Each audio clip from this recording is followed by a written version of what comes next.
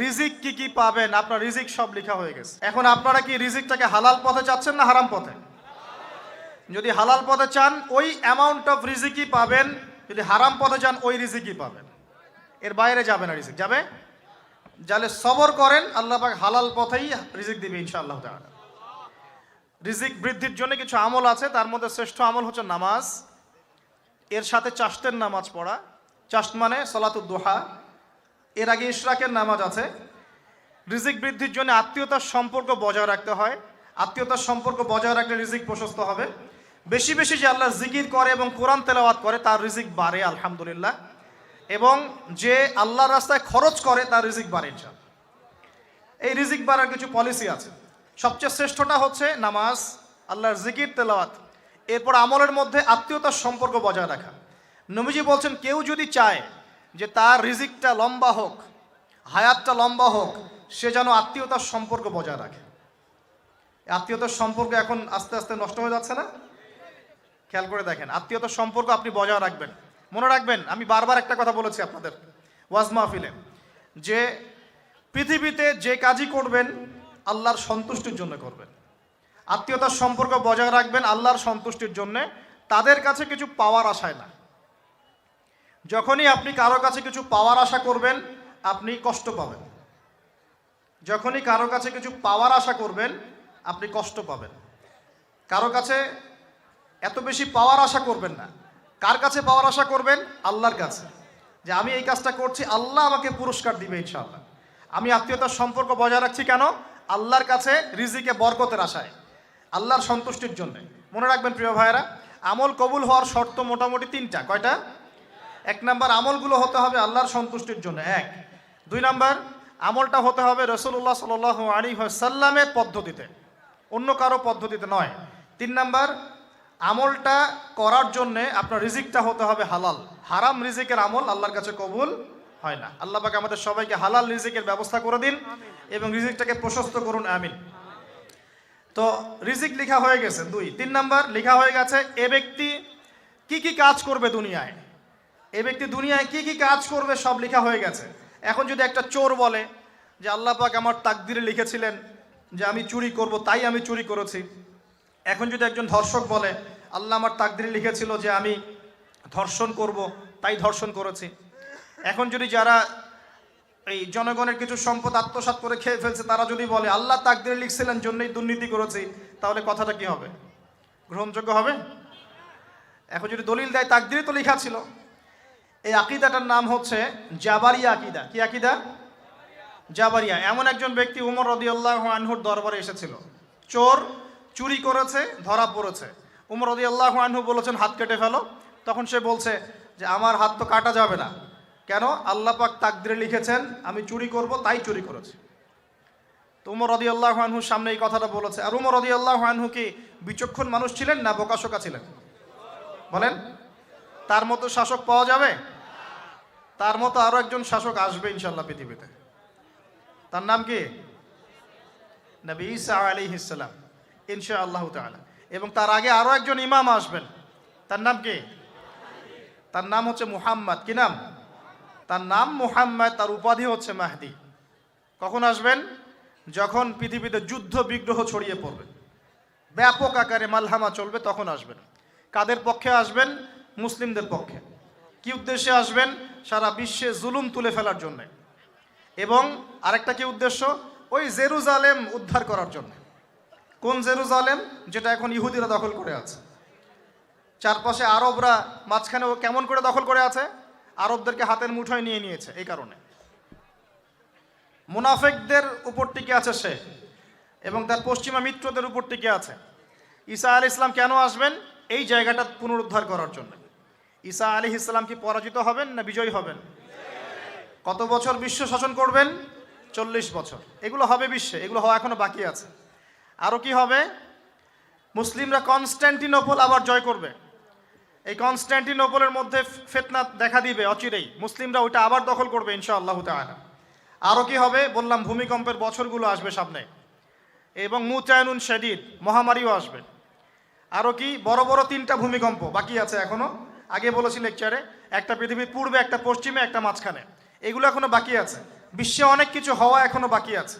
এখন যা দেখছি এগুলোই সব না, এগুলো চলে যাবে, সময় কি হবে, চলে যাবে, আরও নতুন সময় আসবে ইনশাআল্লাহ তাআলা। আমাদের দায়িত্ব কি? আমাদের দায়িত্ব পরিস্থিতি বুঝে দিন ধরে রাখা, আমল করা এবং মানুষকে দিনের দিকে আহ্বান করা। আমরা যদি দায়িত্ব পালন না করি তাহলে কি হবে? আল্লাহ পাক আমাদেরকে সরিয়ে দিয়ে নতুন কওম নিয়ে আসবেন। আল্লাহ পাক সূরা মুহাম্মাদে বলেছেন, ওয়া ইন তাতাওয়াল্লাউ, তোমরা যদি মুখ ফিরিয়ে নাও, ইয়াস্তাবদিল কওমান গায়রাকুম, আল্লাহ পাক নতুন কওমকে তোমাদের জায়গায় স্থলাভিষিক্ত করবেন। সুম্মা লা ইয়াকুনু আমসালাকুম, তারা তোমাদের মতো হবে না, মানে আমাদের মতো অপদার্থ হবে না। উম্মার বিজয়ের শর্ত কি? আল্লাহ সূরা মুহাম্মাদেই বলেছেন, ইন তানসুরুল্লাহ ইয়ানসুরুকুম, তোমরা আল্লাহর দ্বীনকে সাহায্য করো তবেই আল্লাহ তোমাদেরকে সাহায্য করবে। ওয়া ইউসাব্বিত আকদামাকুম, তোমাদের পা আল্লাহ দৃঢ় করে রাখবেন। আমরা আল্লাহকে সাহায্য না করলে আল্লাহ পাক আমাদেরকে সাহায্য করবেন না, সিম্পল। আল্লাহ পাক সূরা রা'দের মধ্যে বলছেন, ইন্নাল্লাহা লা ইউগাইয়িরু মা বিকওমিন হাত্তা ইউগাইয়িরু মা বিআনফুসিহিম, আল্লাহ পাক কোনো কওমের অবস্থা ততক্ষণ পরিবর্তন করেন না যতক্ষণ না সেই কওম তার নিজের অবস্থার পরিবর্তনের চেষ্টা করে। তাহলে আমাদের পরিবর্তন কেন হচ্ছে না? কারণ আমরা নামাজ ছেড়ে দিয়েছি। 90% মুসলিমের দেশে কত পার্সেন্ট নামাজ পড়ে চিন্তা করে দেখবেন। আমরা কোরআন ছেড়ে দিয়েছি।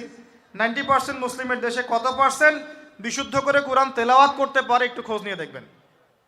কোরআন শুমারি করে দেখেন, নামাজ শুমারি করে দেখেন, তাহলে বুঝতে পারবেন।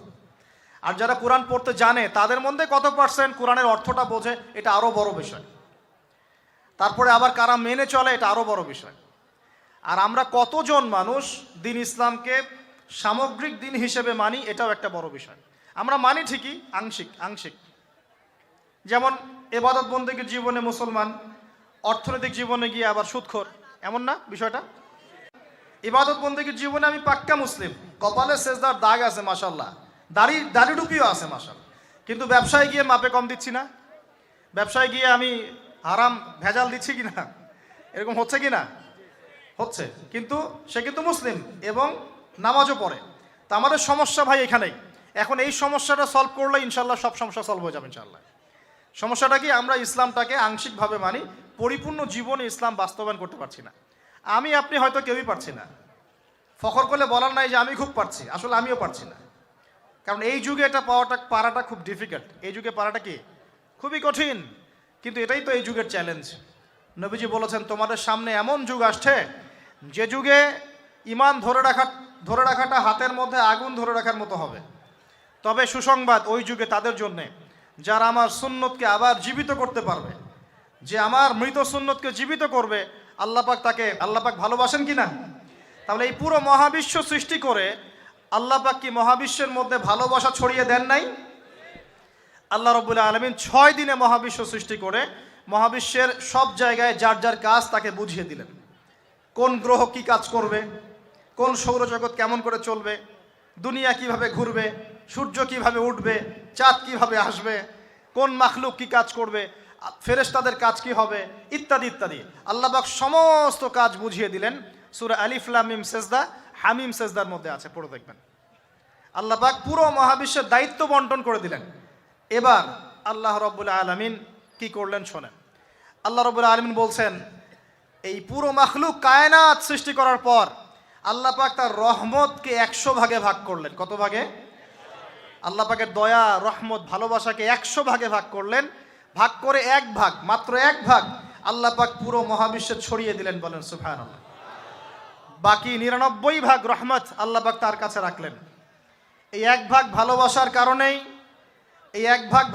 কারণেই এই যে সন্তান কান্না করলে মায়ের বুক ফেটে যায়, সন্তান অসুস্থ হলে বাবার বুক ফেটে যায়, যেই বাবা সহজে চোখের পানি কাউকে দেখায় না, সেই বাবা জায়নামাজে দাঁড়িয়ে চোখের পানি ছাড়তে থাকে। এই এক ভাগ রহমতের কারণে আমরা দেখি যে রাস্তার কুকুর পর্যন্ত তার বাচ্চাকে চাটে, আদর করে, মহব্বত করে। এই এক ভাগ রহমতের কারণে আমরা আমাদের স্ত্রীদেরকে মহব্বত করি, স্ত্রীকে সুখে রাখার জন্য জীবনটা পর্যন্ত বিলিয়ে দেয়। সকাল থেকে রাত পর্যন্ত কোনো ক্ষেত্রে হারাম পথে যেতেও দ্বিধা করি না, স্ত্রী সন্তান সুখে থাক এই আশায়, তাই না ভাই? এই এক ভাগ রহমতের কারণে গাভী দেখবেন, গাভী তার বাচ্চাকে প্রসবের পর চাটে, গাটা চেটে পরিষ্কার করে দেয়। এই এক ভাগ রহমতে পুরো কায়নাত টিকে আছে। আর নবী সাল্লাল্লাহু আলাইহি ওয়াসাল্লাম বলছেন, বাকি 99% রহমত আল্লাহ পাক তার কাছে রেখেছেন। এই রহমত এবং ভালোবাসা দিয়ে আল্লাহ পাক কিয়ামতের মাঠে মানুষকে মাফ করবে ইনশাআল্লাহ। তার মানে বলেন আল্লাহু আকবার। তার মানে আমরা আশা করতে পারি ইনশাআল্লাহু তাআলা আমরা আল্লাহর জান্নাত পাবো ইনশাআল্লাহ। পাবো কি না? শুধু একটা কাজ যদি উম্মত করতে পারে জান্নাত পাবে। বলে দিব কোনটা? অনেক কাজই আছে কিন্তু স্পেশাল একটা কাজ, একটা। আল্লাহ রাব্বুল আলামিন মেরাজের রাতে তার নবীকে উঠিয়ে নিয়েছিলেন, উঠিয়ে নিয়ে কাছে নিয়ে আসছেন, একদম কাছে, আর যে আরশের কাছাকাছি। নবী সাল্লাল্লাহু আলাইহি ওয়াসাল্লাম বলছেন ওই সময় তার উপর 3টা স্পেশাল ওহী করা হয়েছে। কয়টা? 3টা। একটা হচ্ছে 50 ওয়াক্ত নামাজ। কত ওয়াক্ত? এটা কমতে কমতে কমতে কত ওয়াক্ত হয়েছে? 5। 5কেও কমানোর জন্য কোন নবী বলছিলেন? মুসা আলাইহিস সালাম বলছেন 5ও পারবে না, কমাই নিয়ে আসেন। 5ও যে পারবে না, মুসা আলাইহিস সালাম কেমন করে জানলেন? তার উম্মত 2 ওয়াক্ত নামাজ ফরজ। কয় ওয়াক্ত নামাজ ফরজ ছিল? ওই 2 ওয়াক্ত তার আদায় করতে পারে নাই। এই অভিজ্ঞতা থেকে তিনি বলেছেন যে আপনার উম্মত 5 ওয়াক্ত পারবে না। সত্যি না মিথ্যা কথাটা? আসলেই কি উম্মত 5 ওয়াক্ত নামাজ পড়তে পারছে?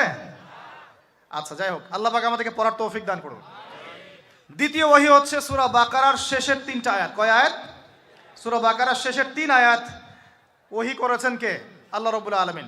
কোন ব্যক্তি যদি রাতের বেলা সূরা বাকারার শেষের 3টা আয়াত পড়ে সারা রাত ইবাদত করে নেকি পাবে ইনশাআল্লাহ। আর 3 নাম্বারটা হচ্ছে স্পেশাল, সেটা হচ্ছে আল্লাহ পাক বলেছেন, হে মুহাম্মদ সাল্লাল্লাহু আলাইহি ওয়াসাল্লাম, বলেন সাল্লাল্লাহু আলাইহি ওয়াসাল্লাম, তোমার উম্মতের কোনো ব্যক্তি যদি আসমান জমিনের সমান গুনাহ নিয়ে আমার সামনে দাঁড়ায়, আসমান জমিন সমান গুনাহ নিয়ে আমার সামনে দাঁড়ায়, কিন্তু আমার সাথে শিরকের পাপ নাই, আমার সাথে কোনো শিরকের পাপ করে নাই, ইনশাআল্লাহ আমি আল্লাহ তার সামনে আসমান জমিন সমান ক্ষমা নিয়ে হাজির হব ইনশাআল্লাহ। তার মানে আমরা যদি ইনশাআল্লাহ তাআলা শিরকের পাপ থেকে দূরে থাকতে পারি, ইনশাআল্লাহ আশা করা যায় আমরা আল্লাহর সন্তুষ্টি পাবো ইনশাআল্লাহ।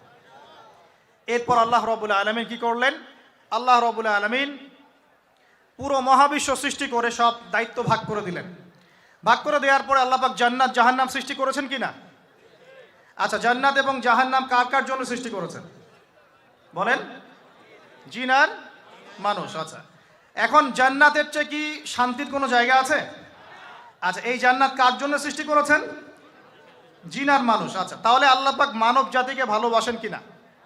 ভালোবাসেন কিনা? আপনি যখন কাউকে ভালোবাসবেন তাকে সবচেয়ে সুন্দর গিফট দিতে চাইবেন কিনা?